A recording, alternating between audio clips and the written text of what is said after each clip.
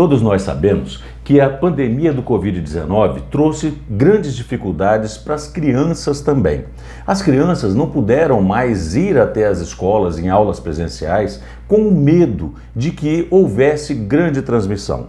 No começo, a gente sabia muito pouco a respeito da transmissão de pessoas para pessoas em salas de aula. Mas agora, mais recentemente, nos meses de março e abril, algumas pesquisas foram publicadas que nos deram um pouco mais de tranquilidade com relação a isso.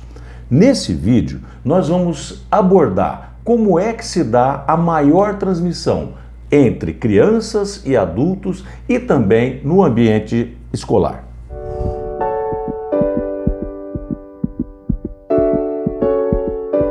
Nesse instante eu faço aquele lembrete a vocês que ainda não se inscreveram aqui no canal. Se inscreva agora, é muito fácil. E depois de se inscreverem, ative o sininho para receber as notificações, porque toda semana nós temos um vídeo novo. E o nosso conteúdo tem um diferencial. Nós só trazemos aquilo que a ciência comprovadamente pede para que as pessoas incorporem no seu dia a dia. Como será que as gerações futuras serão impactadas pela essa ausência das crianças nas salas de aula?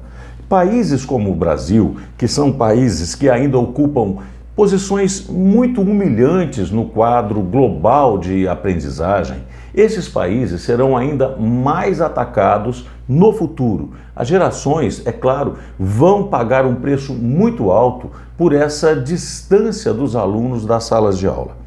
Logo no começo da pandemia, nós tínhamos ainda várias dúvidas a respeito de como se daria a transmissão entre adultos, principalmente professores, e crianças. Nos últimos meses, ainda do ano de 2021, e nós estamos no mês de maio desse ano de 2021, os estudos mostraram que não há grande possibilidade das crianças transmitirem o Covid-19 para os adultos. Um estudo feito com crianças nos Estados Unidos mostrou que a maior parte se dava exatamente pelo contrário. Eram os adultos que transmitiam o Covid-19 para as crianças. Ou seja, eram os professores, os funcionários das escolas que transmitiam a Covid para os alunos daquelas escolas. Principalmente os alunos que lá nos Estados Unidos são classificados como frequentando as escolas K12, que são o equivalente aqui ao nosso ensino básico. Por isso, já nos Estados Unidos e também na Europa, existem novas recomendações que pregam que as aulas presenciais devem sim retornar. Porque as pesquisas que eles fizeram mostraram que algumas medidas foram capazes de conter a transmissão do vírus. A primeira delas, sem sombra de dúvida, foi a vacinação dos professores, que está também acontecendo aqui no Brasil, principalmente no estado de São Paulo. Os professores estando vacinados, os íntimos das crianças nas escolas estando vacinados, a transmissão fica um pouco mais dificultada. Uma outra medida que também foi adotada nos Estados Unidos e na Europa, que diminui bastante a transmissão, é a limitação de atividades extracurriculares. Também o uso de máscaras na escola, o distanciamento social e não aquela história de nós medirmos a temperatura da criança quando ela chega, de nós colocarmos somente o álcool gel para que ela utilize. Isso tudo, a comunidade científica está colocando até um nome meio engraçado, que é o teatro da higiene. Isso não surte tanto resultado. O que surte resultado, sim, é nós fazermos a identificação das crianças que têm contato com adultos sintomáticos em casa. Por isso, seria interessante que cada escola, cada associação de pais e mestres pudesse fazer esse rastreio semanalmente, inclusive fazendo testagem nessas pessoas. Uma outra medida que os Estados Unidos e a Europa adotaram também foi a possibilidade das crianças terem aula ao ar livre.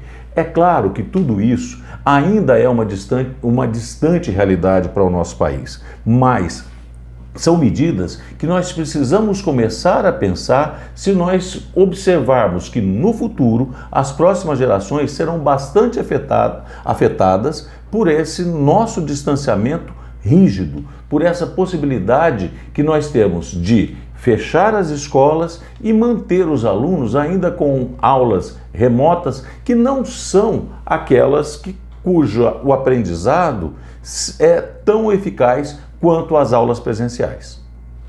Os Estados Unidos têm uma quantidade de pessoas vacinadas muito maior do que a nossa. É claro que nós não podemos fazer esse tipo de comparação se nós não considerarmos que toda a nossa população ainda está muito distante de ser vacinada. Porém, aquelas pessoas que são do núcleo da criança que vai à escola, praticamente todas elas já foram vacinadas. E, na Europa, mostrou-se que os professores que saem de casa para dar aula têm a mesma quantidade de infecção que os demais profissionais de saúde.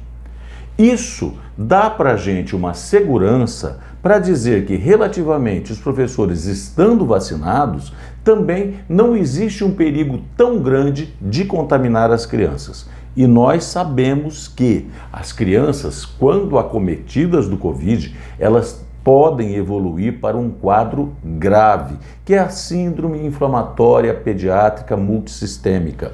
Essa síndrome, ela é rara para as crianças que pegam Covid. Mas, se nós fizermos a testagem, se nós fizermos o questionário sempre, com regularidade, semana a semana, quinzenalmente, com as crianças que vão para a escola, perguntando, indo até a casa dessas pessoas e perguntando se há pessoas com sintomas, se há contaminados naquele núcleo familiar, a chance da transmissão fica cada vez menor. As crianças ainda não têm uma indicação formal para serem vacinadas contra o Covid-19.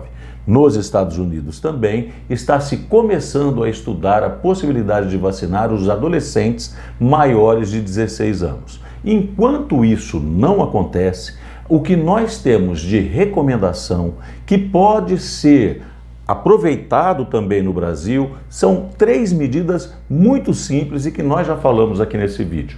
É a possibilidade de as escolas que têm essa condição fazerem aulas ao ar livre. Em segundo lugar, fazermos sempre o uso de máscara, principalmente dos adultos com relação às crianças. E, em terceiro lugar, a questão de não termos atividades extracurriculares. Essas medidas funcionaram bastante nos Estados Unidos, têm funcionado também na Europa e podem ser estudadas para a nossa realidade. Você gostou desse vídeo? Se você gostou, deixe o seu like, compartilhe com seus amigos, porque toda quarta-feira nós temos um vídeo novo com medicina baseada em evidência. As informações que nós demos hoje, vocês podem confirmar no Centro de Controle de Doença dos Estados Unidos e também do Centro de Controle de Doenças da Europa. Todas elas estão online de fácil acesso. Um grande abraço a todos vocês.